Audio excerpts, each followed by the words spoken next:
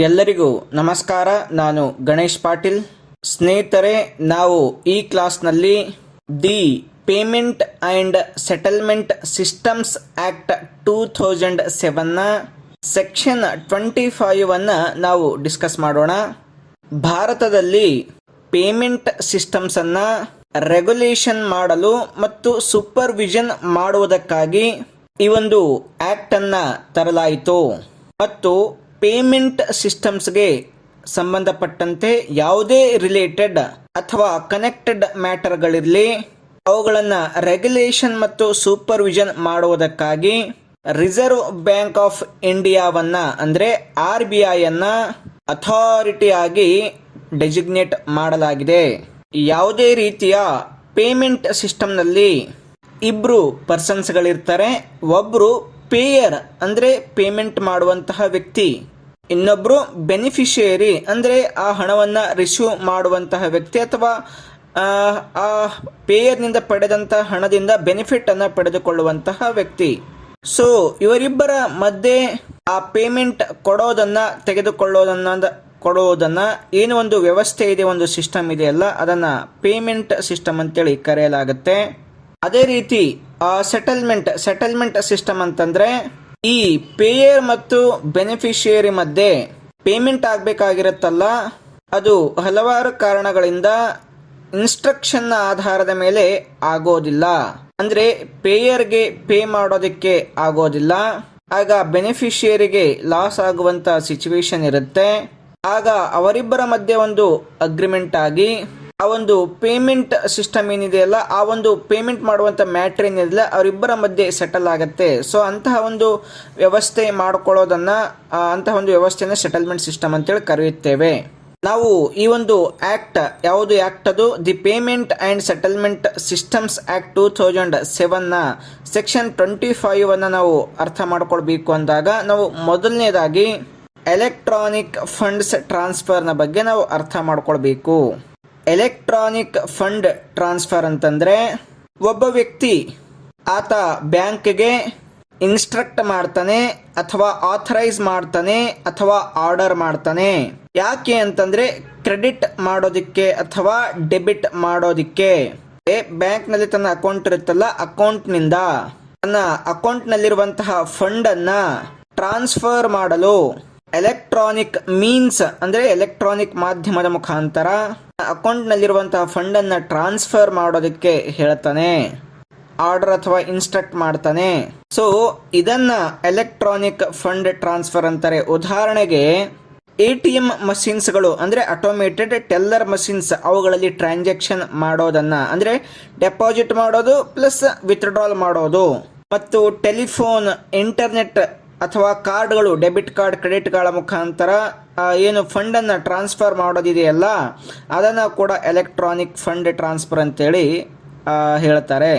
So ಈಗ ನಮಗೆ electronic funds transfer ಅಂದರೆ ಗೊತ್ತಾಗ್ತು. ಈಗ ನೆಕ್ಸ್ಟ್ ಸೆಕ್ಷನ್ 25 ನೋಡೋಣ. ಸೆಕ್ಷನ್ 25 ಅಕೌಂಟ್ನಲ್ಲಿ ಇನ್ಸಫಿಸಿಯೆಂಟ್ ಫಂಡ್ ಇರೋದ್ರಿಂದ ಎಲೆಕ್ಟ್ರಾನಿಕ್ ಫಂಡ್ ಟ್ರಾನ್ಸ್ಫರ್ ಮಾಡಬೇಕಾಗಿರುತ್ತಲ್ಲ, ಅದು ಡಿಸ್ಆನರ್ ಆಗಿರುತ್ತೆ. ಅದರ ಬಗ್ಗೆ ಈ ಸೆಕ್ಷನ್ ಹೇಳುತ್ತೆ. ಈ ಒಂದು ಸೆಕ್ಷನ್ ಅಂದ್ರೆ ಈ ಸೆಕ್ಷನ್ 25ನ ಸಬ್ಸೆಕ್ಷನ್ 1ರ ಪ್ರಕಾರ ಇಲ್ಲಿ ಒಬ್ಬ ವ್ಯಕ್ತಿ ಒಂದು ಫೈನಾನ್ಸಿಯಲ್ ಕಂಪನಿ ಆಗಿರ್ಬೋದು ಅಥವಾ ಬ್ಯಾಂಕ್ ಆಗಿರ್ಬೋದು ಅಥವಾ ಯಾವುದೋ ಒಂದು ಸಂಸ್ಥೆ ಆಗಿರ್ಬೋದು, ಆ ಸಂಸ್ಥೆಗೆ ಅಥವಾ ಆ ಕಂಪನೀಸ್ಗೆ ಅಥವಾ ಆ ಒಂದು ಸೊಸೈಟಿಗೆ ಆತ ಈ ಎಲೆಕ್ಟ್ರಾನಿಕ್ ಫಂಡ್ಸ್ ಟ್ರಾನ್ಸ್ಫರ್ ಮಾಡುವುದಾಗಿ ಹೇಳಿರ್ತಾನೆ. ಅದಕ್ಕಾಗಿ ಆತ ತಾನು ಅಕೌಂಟನ್ನು ಹೊಂದಿರುವಂತಹ ಬ್ಯಾಂಕಿಗೆ ಈ ಸಮಯಕ್ಕೆ ಸರಿಯಾಗಿ ಇಷ್ಟು ಅಮೌಂಟನ್ನು ಆ ಒಂದು ಬ್ಯಾಂಕ್ ಅಥವಾ ಆರ್ಗನೈಸೇಷನ್ ಅಥವಾ ಸೊಸೈಟಿಗೆ ಟ್ರಾನ್ಸ್ಫರ್ ಆಗಬೇಕು ಅಂತೇಳಿ ಇನ್ಸ್ಟ್ರಕ್ಟ್ ಮಾಡಿರ್ತಾನೆ. ಎದುರುಗಡೆ ಬ್ಯಾಂಕ್ ಅಥವಾ ಆರ್ಗನೈಸೇಷನ್ಗೆ ಹೇಳಿರ್ತಾನೆ. ಆದ್ರೆ ಆತ ಹೇಳಿದ ಪ್ರಕಾರ ತನ್ನ ಅಕೌಂಟ್ನಲ್ಲಿ ಸಫಿಸಿಯೆಂಟ್ ಅಮೌಂಟ್ ಅನ್ನ ಮೇಂಟೈನ್ ಮಾಡಿರೋದಿಲ್ಲ. ಸಫಿಸಿಯೆಂಟ್ ಅಮೌಂಟ್ ಮೇಂಟೈನ್ ಮಾಡದೆ ಹೋಗಿರೋದ್ರಿಂದ ತನ್ನ ಯಾವ ಬ್ಯಾಂಕ್ನಲ್ಲಿ ಆತನ ಅಕೌಂಟ್ ಇರುತ್ತೋ ಆ ಬ್ಯಾಂಕ್ ಆ ಹಣವನ್ನು ಟ್ರಾನ್ಸ್ಫರ್ ಮಾಡೋದಕ್ಕೆ ಸಾಧ್ಯ ಆಗೋದಿಲ್ಲ. ಯಾವಾಗ ಹಣ ಟ್ರಾನ್ಸ್ಫರ್ ಆಗೋದಿಲ್ವೋ ಆವಾಗ ಬೆನಿಫಿಷಿಯರಿಗೆ ಆ ಹಣ ಟ್ರಾನ್ಸ್ಫರ್ ಆಗೋದಿಲ್ಲ. ಸೊ ಇಂತಹ ಒಂದು ಸರ್ಕಮ್ಸ್ಟಾನ್ಸಸ್, ಇಂತಹ ಒಂದು ಪರಿಸ್ಥಿತಿಯನ್ನ ಡಿಸ್ಹಾನರ್, ಎಲೆಕ್ಟ್ರಾನಿಕ್ ಫಂಡ್ಸ್ ಟ್ರಾನ್ಸ್ಫರ್ನ ಡಿಸ್ಹಾನರ್ ಆಗಿದೆ ಅಂತೇಳಿ ಹೇಳಬಹುದು.